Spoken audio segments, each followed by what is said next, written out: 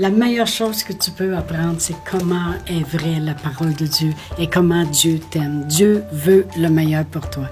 Il veut que tu vives vieille, 120 ans. Oh là là! Bonjour, bienvenue à Inspiration. Eh bien, nous continuons sur notre beau sujet. C'est tellement important de connaître vraiment l'importance de ce qui est écrit. Parce que vous savez que toute la semaine, on passe vraiment chaque capsule avec ces 3 mots « Il est écrit ». Amen. Parce que c'est vraiment... on a vu depuis lundi, depuis la première capsule, l'importance de connaître ce qui est écrit et d'en avoir la compréhension. Combien ce qui est écrit est puissant, parce que c'est la parole de Dieu, puis elle est puissante. Et on a vu aussi hier le respect que l'on doit avoir de ce qui est écrit, parce que ce qui est écrit, ce sont des semences.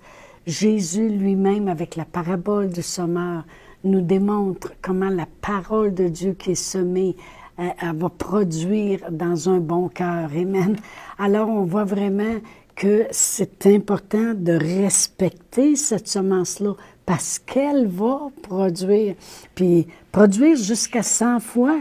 Alors, si je prends une écriture de la guérison, puis elle produit jusqu'à 100 fois dans ma vie, eh bien, je vais avoir des miracles de guérison, je vais avoir toutes sortes de choses concernant la guérison. Amen. Alors, Jésus insistait beaucoup sur la priorité qu'avait la parole de Dieu. Amen. Puis je veux vous montrer une écriture qui est vraiment importante de la comprendre. C'est dans Luc 11, versets 27 et 28. Ce qui est arrivé, c'est que Jésus prêchait, puis il y avait des miracles et toutes les choses. Et tout d'un coup, ce qui est arrivé, ça dit « tandis que Jésus parlait ». Ça veut dire Jésus leur annonçait la bonne nouvelle, puis le cœur des gens il était joyeux, puis ça dit « tandis que Jésus parlait, une femme éleva la voix du milieu de la foule et lui dit « Heureux le sein qui t'a porté, heureuses les mamelles qui t'ont allaité. » Et Jésus a répondu « Heureux plutôt ceux qui écoutent la parole de Dieu et qui la gardent. » Il y a une chose qu'on doit comprendre, c'est que ici, ce n'est pas un manque de respect, mais c'est de mettre les pendules à l'heure. Voyez-vous, quand Jésus est arrivé, là, ça faisait longtemps que ça ne marchait plus, là. La religion était installée, les gens demeuraient liés. On va en parler de la guérison dans les semaines à venir. Et puis comment Jésus devait les aider à sortir de la situation et tout ça. Et puis ça faisait longtemps. Alors Jésus est venu puis il remettait les pendules à l'heure. Il se promenait de lieu en lieu puis il guérissait les gens. Puis il faisait du bien. Un instant.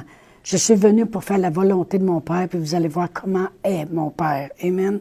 Mais là, ce qui arrive ici, c'est que Jésus est en train de prêcher la parole de Dieu. Et il y a une femme qui veut faire dévier l'attention pour mettre en valeur autre chose que la parole de Dieu. On va le relire. Tandis que Jésus parlait ainsi, une femme éleva la voix du milieu de la foule et dit « Ah! Heureux, béni est le sein qui t'a porté, les mamelles qui t'ont allaité. » Jésus l'a regardé puis lui a répondu « Non, le mot heureux, c'est le mot béni.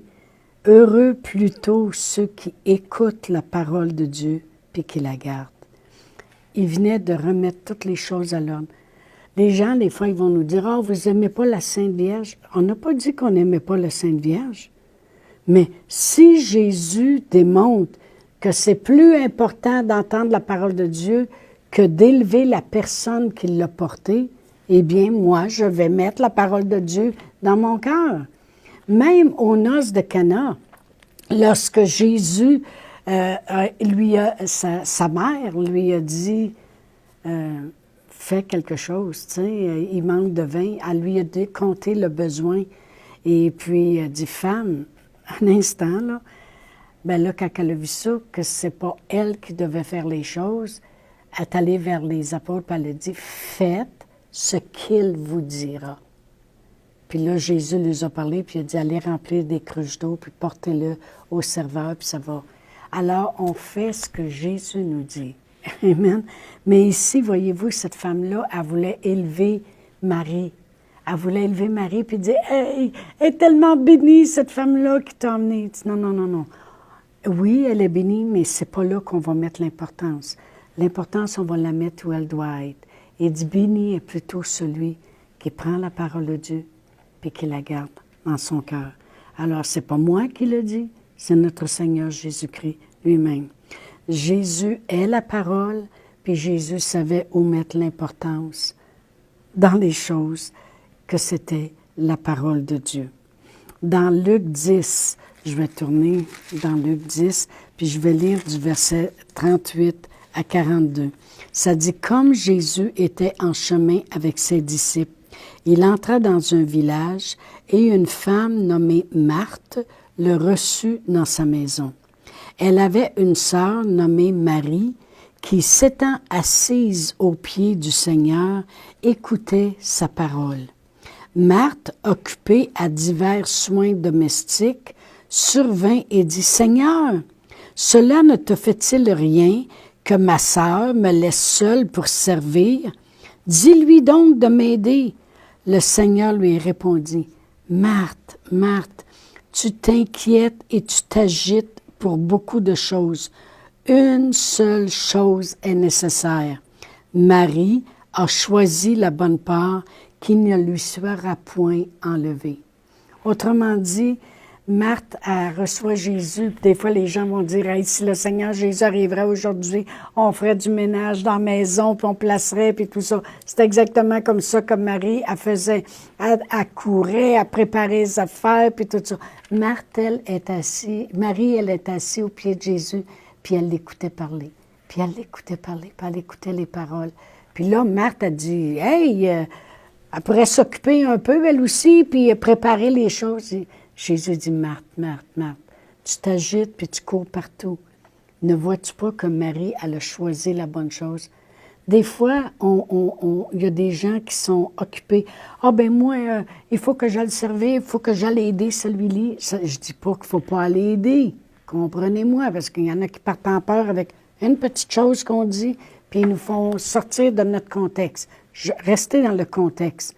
Le contexte est que souvent, on est trop agité sur un bord puis sur l'autre et on n'a pas le temps de juste s'asseoir puis rentrer la parole de Dieu, juste la lire, la rentrer ou l'écouter avec des enseignements puis la laisser rentrer.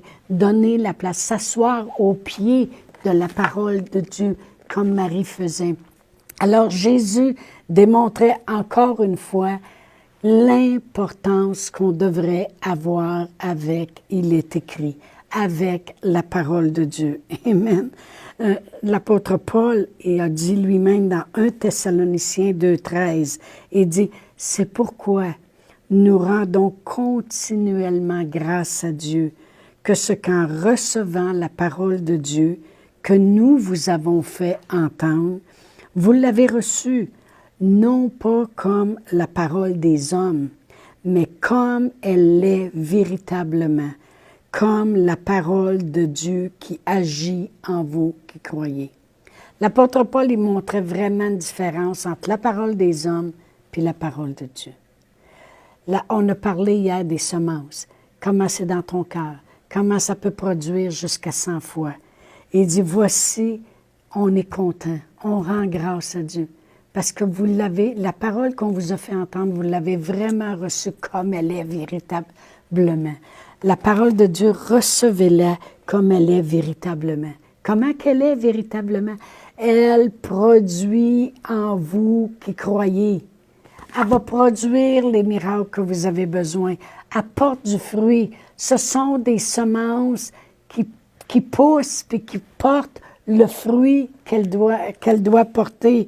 J'ai toujours aimé comment Paul fait la différence entre la parole d'un homme puis la parole de Dieu qui agit en nous. Elle agit, elle fait quelque chose. Elle est vivante, elle est efficace. Amen. La parole de Dieu agit en nous qui croyons. Puis la parole de Dieu, moi j'ai toujours dit, dans ma vie, quand je rentre la parole de Dieu, j'ai toujours dit que c'est le début des miracles dans ma vie. La parole de Dieu, c'est pas comme auparavant, que la parole des hommes, puis que ça l'amenait seulement de la confusion, ça l'amenait seulement de la défaite, ça l'amenait seulement des choses néfastes, des peurs, ça l'amenait de la confusion, ça l'amenait comme ma mère était très superstitieuse, les chats noirs, les oiseaux qui viennent dans ta vitre de maison puis qui tomberaient de mort, passant autour d'une échelle, échapper du sel, c'est de la chicane. Toutes ces choses-là, on les avait appris. Mais ça l'amenait seulement de la destruction. Mais moi, j'aime la parole de Dieu, puis j'aime comment Paul la définit. Il dit, la parole de Dieu, c'est pas la parole des hommes. C'est une parole qui agit en vous qui croyez. Autrement dit, a produit les miracles dont vous avez besoin. Amen.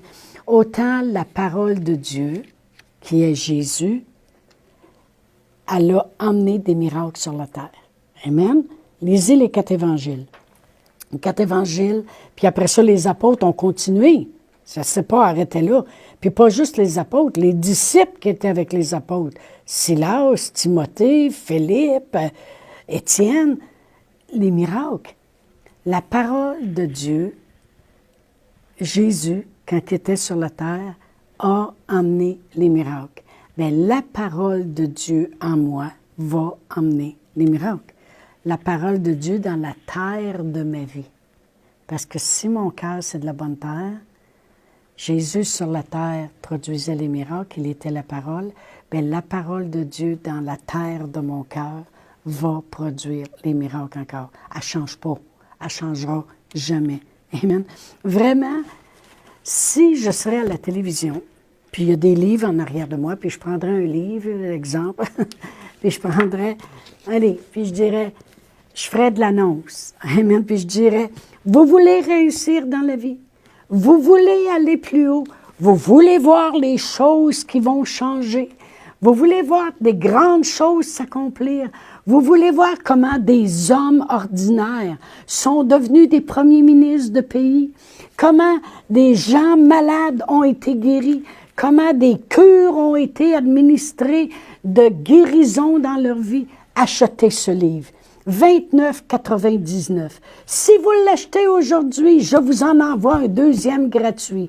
Et si vous faites 2 paiements, je vous envoie même le livre de poche que vous pourrez avoir avec vous continuellement. Et vous verrez comment les choses, les situations vont changer. Je vous dis, le téléphone sonnerait déjà, puis le monde commanderait. Mais il resterait surpris quand je lui donnerais la Bible. C'est exactement ce que la Bible peut faire dans ta vie. La Bible, elle a pris des gens ordinaires, des petits garçons qui étaient oubliés dans le champ David, puis elle en a fait des rois. Elle a pris Joseph, on va en parler dans les semaines à venir de Joseph, peut-être la semaine prochaine. Et puis, on en a parlé, un des deux, mais... Mais vraiment, il était haï par ses frères. Et puis, il est devenu le premier ministre du pays. Comment des gens étaient malades, courbés depuis 18 ans, puis ont été guéris. Comment des femmes avec des issues de sang ont été guéries. Comment des peuples entiers ont été changés. C'est exactement ce que je vous disais tantôt quand je disais, voici le livre qui peut changer les circonstances, qui peut vous faire atteindre des buts que vous n'auriez jamais entendus, que vous n'auriez jamais obtenu si vous ne seriez pas lire ce livre entre vos mains. Voyez-vous, la parole de Dieu va produire dans nos vies. Ce sont des semences. Dieu a parlé à Josué, puis il a dit dans Josué 1,8, que ce livre de la loi ne s'éloigne point de ta bouche. Médite-le jour et nuit pour agir fidèlement selon tout ce qui est écrit. C'est alors que tu auras du succès. C'est alors que tu réussiras. Il faut parler ce qui est écrit. Parler ce qui est écrit. Il faut continuellement que ça soit dans nos pensées. Il faut agir avec ce qui est écrit. Et c'est la réussite dans notre vie. Dans le psaume 1, versets 1 à 3, la parole de Dieu nous dit de ne pas s'asseoir en compagnie des moqueurs. Je parlais tantôt de la parole des hommes. Eh bien, c'est ce que ça dit ici. Heureux l'homme qui ne marche pas selon le conseil des méchants, qui ne s'arrête pas sur la voie des pécheurs, puis qui ne s'assied pas en compagnie de moqueurs, mais qui trouve son plaisir dans la loi de l'Éternel. Il la médite jour et nuit. Mais savez-vous qu'est-ce qui arrive? Il est comme un arbre planté près d'un courant d'eau qui donne son fruit en sa saison et dont le feuillage ne se flétrit point. Tout ce qu'il fait lui réussit. Amen. Dans le Proverbe 4, la parole de Dieu nous dit que la parole peut agir comme un médicament. Alors, vraiment, merci Seigneur que la parole ne changera jamais. Parce que la parole de Dieu nous dit que Jésus est le même hier, aujourd'hui, éternellement. Puis Jésus, c'est la parole de Dieu en chair et en os. Donc, la parole est la même hier, aujourd'hui, éternellement. Elle ne changera jamais. Je peux prendre le même verset que j'ai pris il y a 20 ans, puis l'appliquer encore aujourd'hui, et puis je vais encore porter du fruit. La parole de Dieu dans ma vie, c'est le début des miracles dans ma vie. J'en aurais tellement long à dire là-dessus. Alors, je vous laisse là-dessus, puis je vous dis à demain, puis on aura notre témoignage aussi demain. Alors, au revoir. Chantal Paulus est avec vous tous les jours du lundi au vendredi sur Facebook et YouTube. Vous pouvez écrire à Chantal en privé sur Messenger si vous désirez faire un don par Interac. Voici l'adresse courriel capsule.inspiration au pluriel @gmail.com. Le mot de passe est inspiration au pluriel. Vous pouvez aussi faire un don par www.eslr.org/DONS.